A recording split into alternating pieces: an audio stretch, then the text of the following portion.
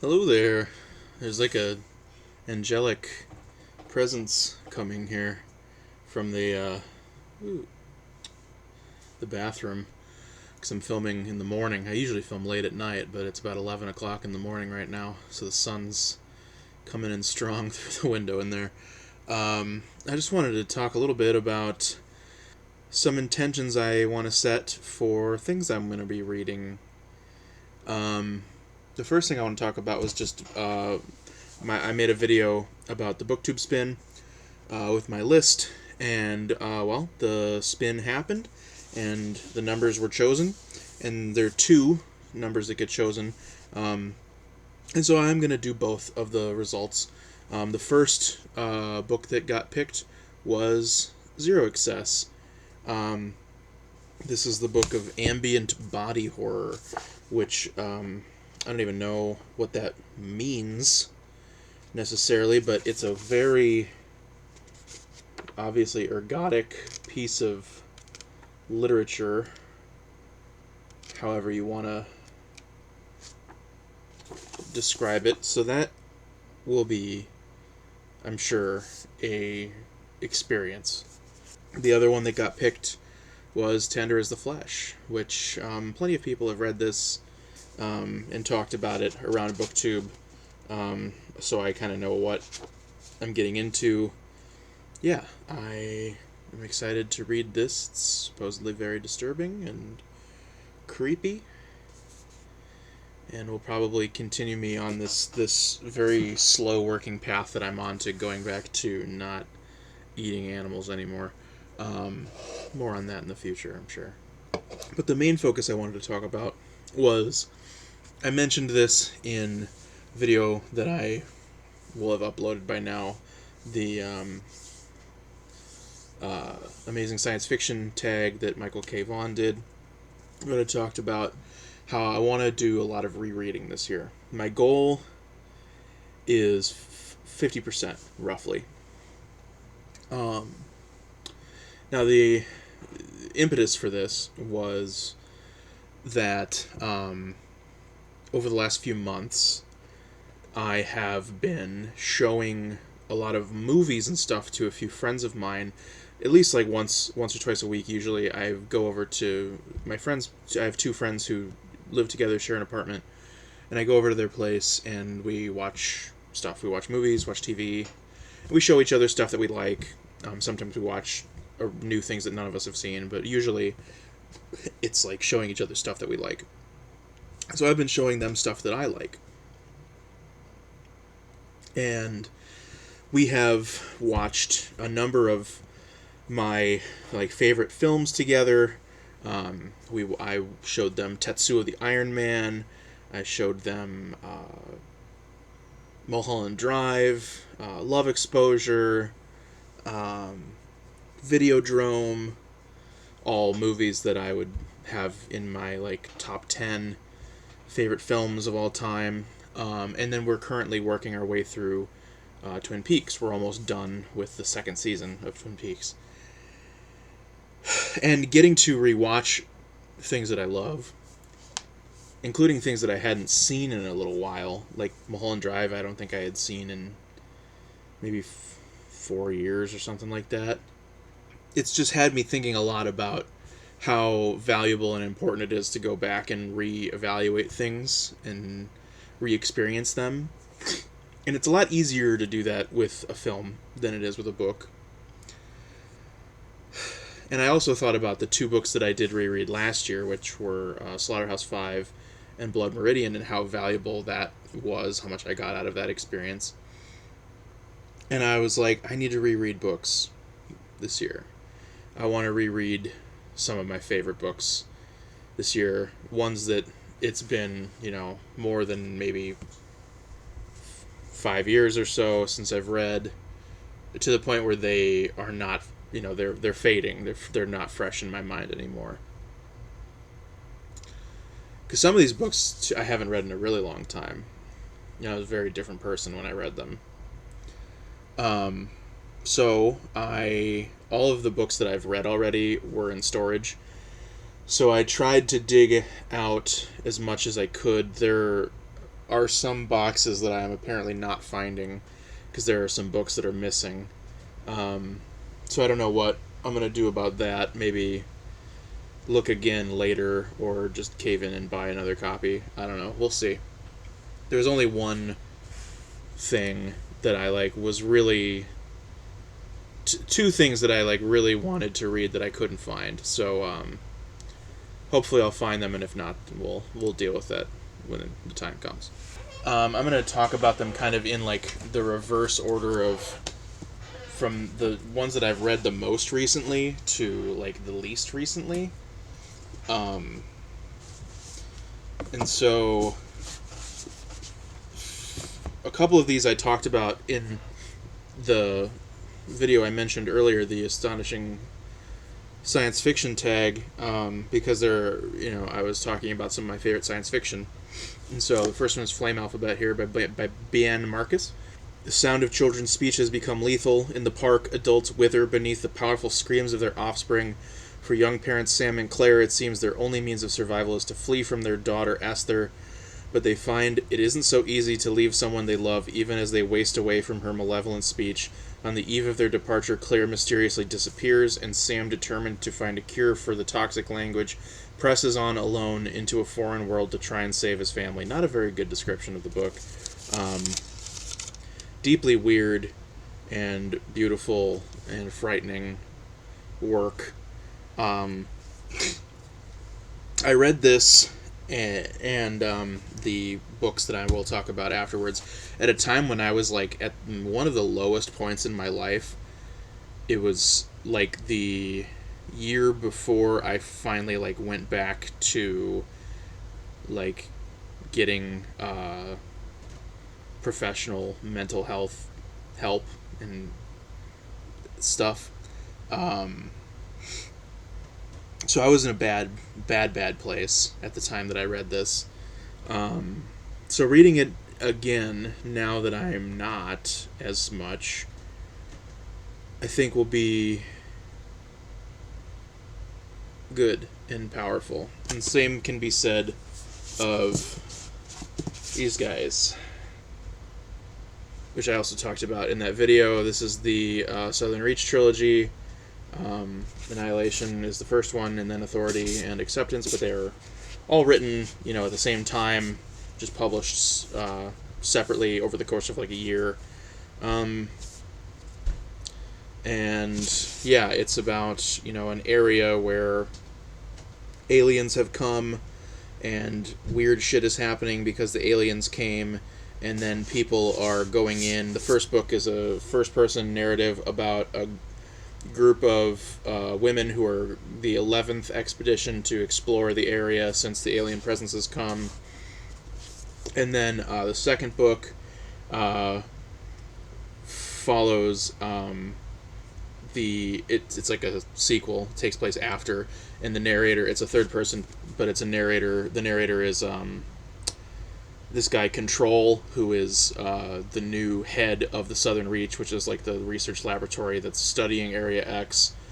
And then the third one is a split narrative, which is part of it is about the third chronological thing that's happening following the characters from the first two books, and then also it has a second narrative that is about a lighthouse keeper, and it's a prequel. It's about the events that led up to the area forming and the arrival of whatever it is that arrived.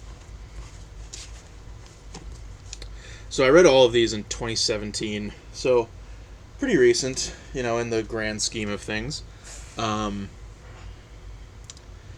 Then, one of the things that I couldn't find that I would really like to reread is The Virgin Suicides by Jeffrey Eugenides, which I read in 2014 when I was in college.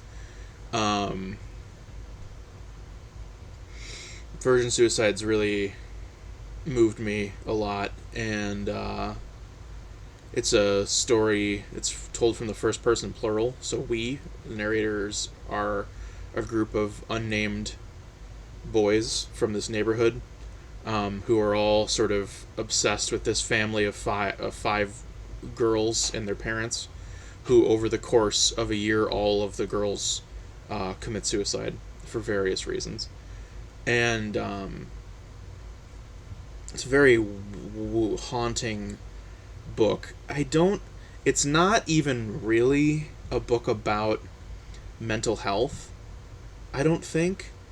It's more a book about how men view women and being young, and like it's a coming of age story kind of, but a very obscure one. um I don't know. Again, I need to reread it because it's been like 8 years since I read it. So the other book from that same period, late college, that I really want to reread is this one, Jesus' Son, which is a story collection, or not. I think of it as a novel. I know it's a story collection and it's published as a story collection, but it's pretty obvious to me that the narrator of all of these stories is the same character. This book was very influential on my book, in the sense that it is also like a first person. There's a lot of sort of drug abuse and small town kind of nihilism, and it's mostly my book is more linear, I guess, but it is also kind of like every chapter is almost like a sort of self-contained vignette, with the same narrator, and the narrators of both books are unnamed. So yeah, I'm not to necessarily say that I was cribbing fully off of Dennis Johnson, but just that like there is definitely a lot of similarities. I had read this pretty recently when I first started working on what would become my novel, so I think it was maybe more directly intentional at that time. But yeah, so I just love this book. It's a really fantastic book, and Dennis Johnson is an amazing writer, and I would really like to reread it. The other thing that I couldn't find actually was not from college. It was from the same time that I read Flame Alphabet and the Southern Reach books, but that was Lives of the Monster Dogs. I talked about that book pretty in depth in my the science fiction tag, but brief synopsis. There are these dogs that are discovered that they've been bioengineered by this scientist to walk on their hind legs, and they have prosthetic arms, and then they have like voice boxes they can talk with, and they dress in human clothes, and they come to America and integrate into like upper class wealthy New York society, and it's this very sort of strange and hauntingly sad examination of like what makes us human, I guess. Great book, and I really want to reread that as well, but I couldn't find it, so hopefully I can find it, or else I'll have to pick up another one. Wouldn't be the end of the world if I had to pick up another one, but because then if I find the original, I can just give it to somebody else. It's whatever. Then we got to start going back pretty far. So I found this copy of it, but it's not my copy of it. This is a copy that I grabbed because it was going to get recycled when I was at half price, because it's so in such bad condition, but I grabbed it so that I could just have it to give to somebody or something. And it's 2666 by Bolaño. You can see the spine is broken, and it's got some water damage on the back. I'm pretty sure I know I have somewhere I have a better condition copy than this, so, but I have this just in case. 2666 is, as you can see, it's a pretty big guy. It's just shy of 900 pages in English, and it's basically 5 novellas, or short novels, and originally Bolaño was dying when he wrote this. He had cancer, and he knew he was dying. He knew this was going to be his final work, In Bolaño, he was a poet for most of his life, but then in the last few years of his life, the last like 10, not even 10 years of his life, he started writing fiction because fiction is much more financially viable. And he wanted to be able to provide for his family. And so when he wrote this, knowing that he was dying, and it had these 5 sort of distinct sections, he originally wanted it to be published as 5 different books in a series because he thought that that would be the most financially beneficial way to do it for his family. And he actually did die before fully completing the book. He had finished the first drafts of I believe the last 2 sections of the book were not fully finalized during his lifetime, but were like edited and whatever after his death. His family, after everything was said and done, they read the manuscripts and stuff, and they said, no, this is one thing. It was meant to be one thing. It should be one thing. And so it was published as one thing, and most people consider this to be his, magnum opus. I haven't read everything he's written, but it is the best thing of his that I have read.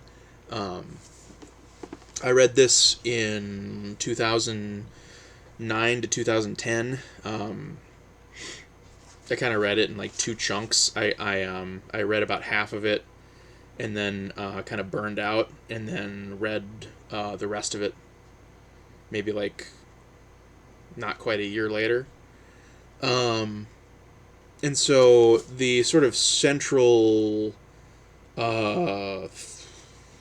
thing throughout the entire book, the book takes place in the fictional Mexican city of Santa Teresa, which is a sort of not so subtle stand-in for Ciudad Juarez. And if you know much about like Mexico and Juarez, you know that like the violence, because of the cartels, but also just in general, very extreme in Juarez. And there are a lot of femicides, murders of women, disproportionately large numbers of murders of women in Juarez, and that stays true of Santa Teresa in this book. And so that's kind of the central thing in these 5 different stories. I read this book, I was 19. I think I had just turned 20 when I finished it, because I was working at Crocs when I finished it. I remember very vividly where I was when I finished this book. So it's been almost 12 years since I read it, which is pretty wild to think. This is one of, I mean, historically, I've always thought of this as one of my favorite things I've ever read. Like very, very high, near the top, like top 5 all time, and it has been since I read it. So I think I need to read it again, and I think I'm probably going to feel very differently about it than I did the first time, but I don't think it's going to be necessarily not good. I think I'm still going to like it pretty assuredly. I read Bolaño last year and enjoyed it greatly, so I don't have any reason to think that will have changed. Then I've got White Noise by Delillo. This one is not like one that I think of as a favorite, but I read it when I was like 17 maybe, and I was like, that was good. It's a book that was getting tossed around a lot as like it was like a favorite of David Foster Wallace's and things like that, and I read it and I was like, yeah, that was good, but there's something about it that kind of like lingered with me, the sort of like the dread of the whole thing. And it's a book about being kind of middle-aged, I think, that in a way that I don't think I probably was able to appreciate as a 17-year-old. But now, 15 years after that, I think maybe I can. Also, Noah Baumbach is making a movie out of this.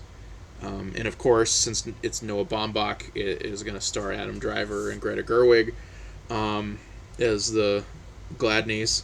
I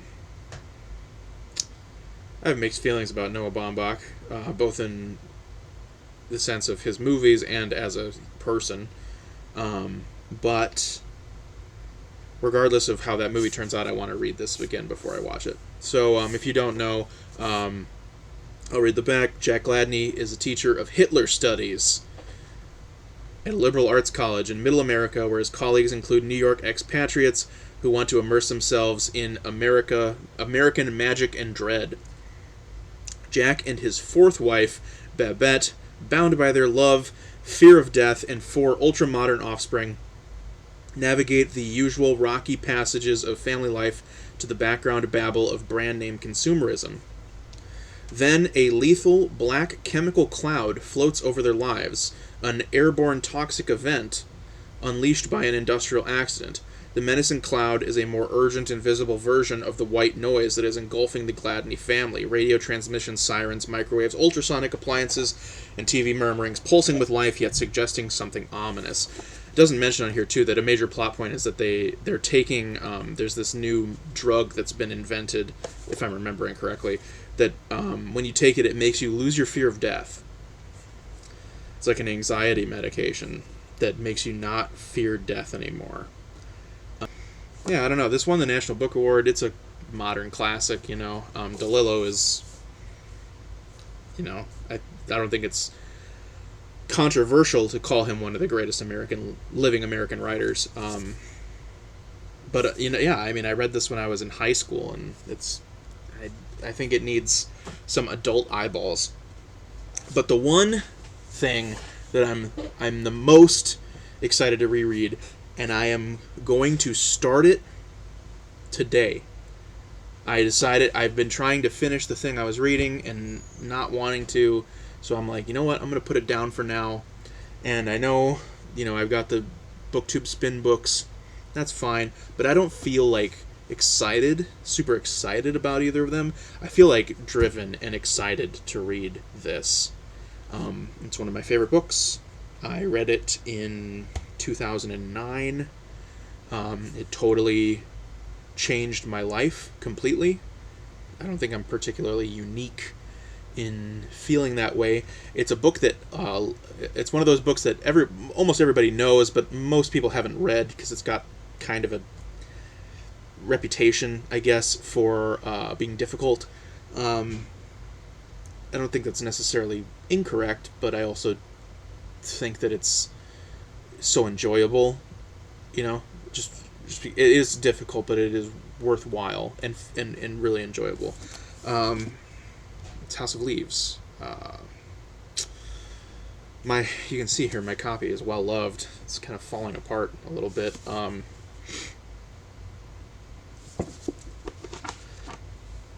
The front of it, it's designed to do this. A lot of people don't know that, but the first few pages have broken and fallen out of the book.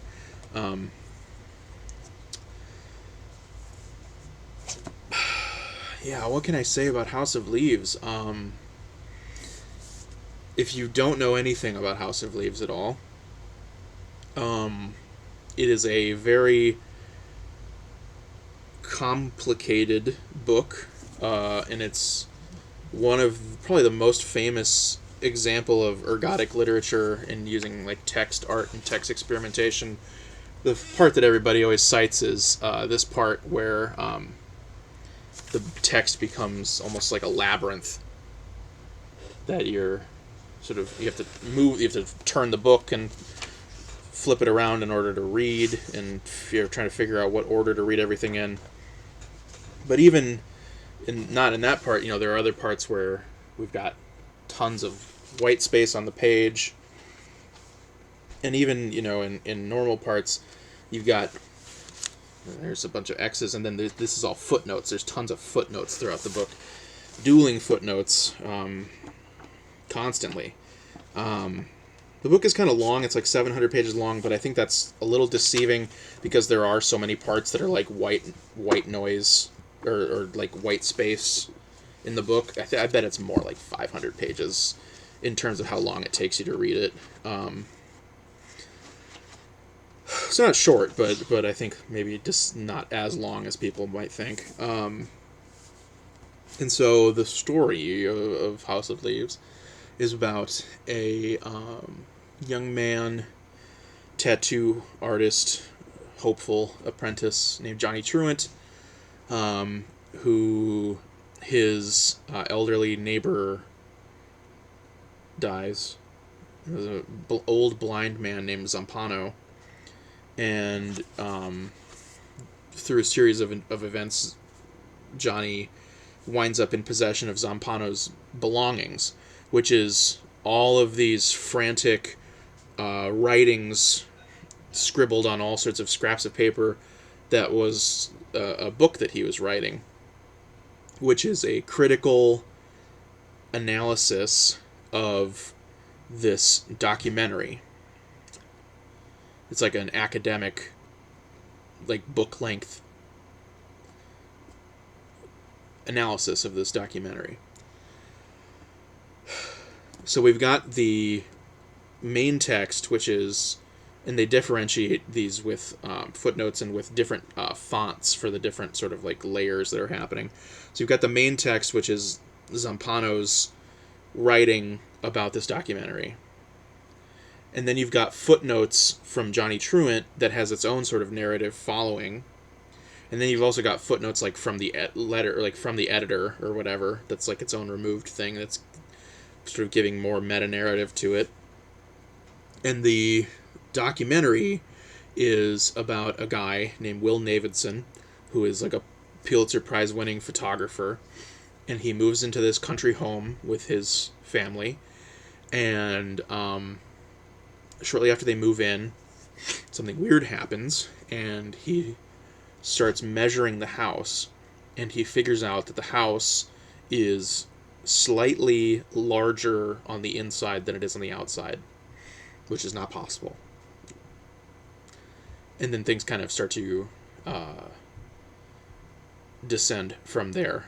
Then a doorway appears, and they go into the doorway, and it gets very wild. In recent years, like creepypastas and stuff, it's become very popular, this sort of theme in horror of the liminal space.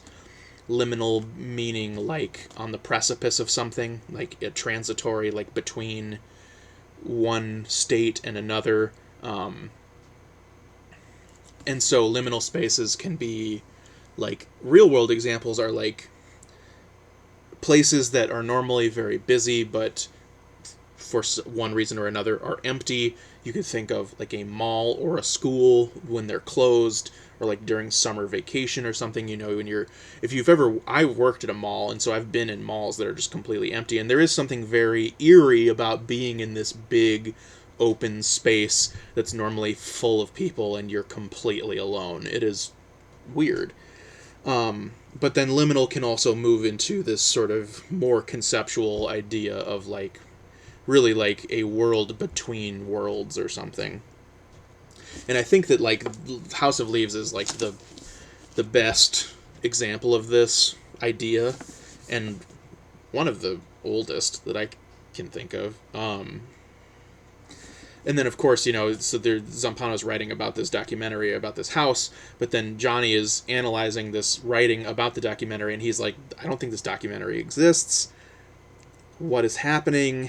And it is fabulously complicated and truly unsettling and frightening, but also really moving.